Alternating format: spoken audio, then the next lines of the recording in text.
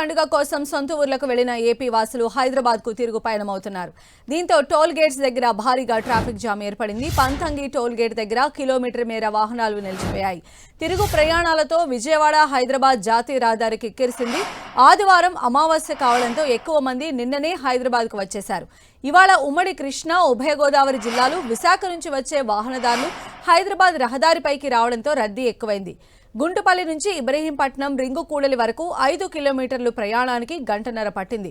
Ring కూడల్లో అటు హైదరాబాద్ వెళ్లేవారు, ఇటు మైలవరం, తిరువూరు వైపు వెళ్లేవారు మలుపు తిరగాల్సి రావడంతో రద్దీ భారీగా పెరిగింది. హైవే పైన కార్లు, వివిధ వాహనాలు నిలిచిపోగా కనీసం ద్విచక్ర వాహనాలు వెళ్లలేనంతగా ట్రాఫిక్ స్తంభించింది. గొల్లపూడి నుంచి నందిగామ వరకు ఎలాంటి ప్రత్యామ్నాయ దారులు, సర్వీస్ రోడ్లు లేకపోవడంతో హైవే పైకి వచ్చిన వాహనదారులు తీవ్ర ఇబ్బందులు పడుతున్నారు. రింగు కూడల్ నుంచి ఛత్తీస్గఢ్ హైవేకు వెళ్లే వాహనాలన్నీ కూడా పాటలు తప్పడం లేదు.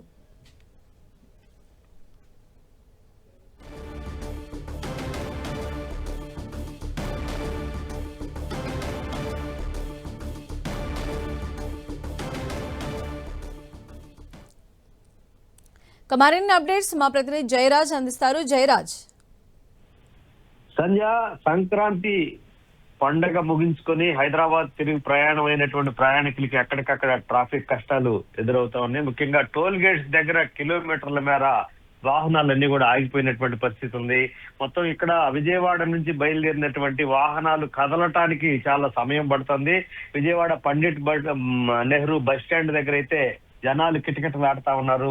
వేసినటువంటి ప్రత్యేక బస్సులు కూడా వారికి సరిపోయే పరిస్థితి లేదు. అక్కడి నుంచి విజయవాడ నుంచి అటు ఇబ్రహీంపట్నం వరకు దాటడానికి గంటన్నర సమయం పట్టేటువంటి పరిస్థితి ఉంది. ఇబ్రహీంపట్నం దగ్గర కూడా పూర్తిగా ట్రాఫిక్ జామ్ అయ్యే పరిస్థితి ఉంది. అటు కేసరా టోల్ గేట్ దగ్గర అయితే కిలోమీటర్ల మేర వాహనాలు నిలిచిపోయినటువంటి పరిస్థితి ఉంది. అదే విధంగా జగ్గైపేట దగ్గర ఉన్నటువంటి టోల్ గేట్ దగ్గర కూడా పెద్ద ఎత్తున వాహనాలు నిలిచిపోయినటువంటి పరిస్థితి. ఎక్కడికక్కడ ట్రాఫిక్ పోలీసులు, పోలీస్ యంత్రాంగం ట్రాఫిక్ నియంత్రణ చర్యలు చేపడుతున్నప్పుడు కూడా ఎక్కడ వాహనాలన్నీ కూడా ఈ రోజు తెల్లవారుజాము నుంచి ఎక్కడికక్కడ నిలిచిపోయినటువంటి పరిస్థితి ఉంది. ఉదయం నుంచి కూడా సుదూర ప్రాంతాల నుంచి వచ్చినటువంటి వ్యక్తులందరూ కూడా తిరిగి హైదరాబాద్ కి ప్రయాణం అవుతా ఉన్నారు. రేపు ఉదయం ఎవరికి వాళ్ళు విధులకు హాజరు కావడం కోసమని ఈ రోజు ఉదయం నుంచి బయలుదేరి ఎక్కడికక్కడ ట్రాఫిక్ కష్టాలతో అడుగున ట్రాఫిక్ కష్టాలు ఎదుర్కొంటున్నారు. సంధ్య. రైట్ జయరాజ్.